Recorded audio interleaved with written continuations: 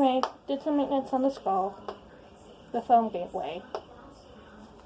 Doing some testing to see if it needs any other maintenance. You see, when foam gives way, the movement of the jaws get less. So sometimes you also have the little issue where it talks less with you. As you'll probably see in a minute. That's the new foam. And you'll see the old foam in green.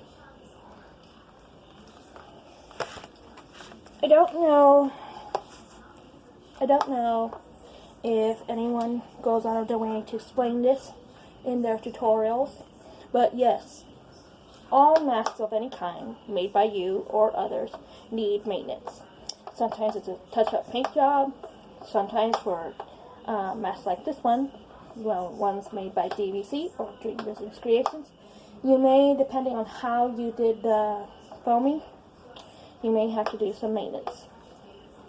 Right now, I think I'm going to do a little bit of maintenance around the inside of the jaw, so it actually lodges onto my cheekbones and my jawbones and stuff like that.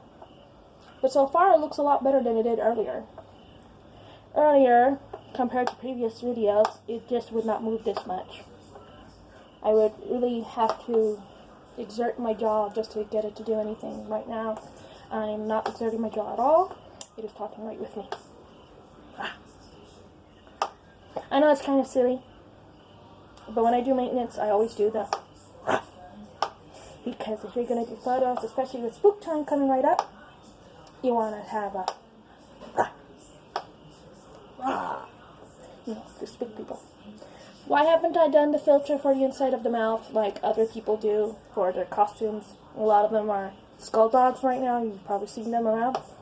One, not dressing as a skull dog, as you've probably seen with previous videos. Trying to stick to it like a druid-like theme. So, skull. No filter. Have a good one.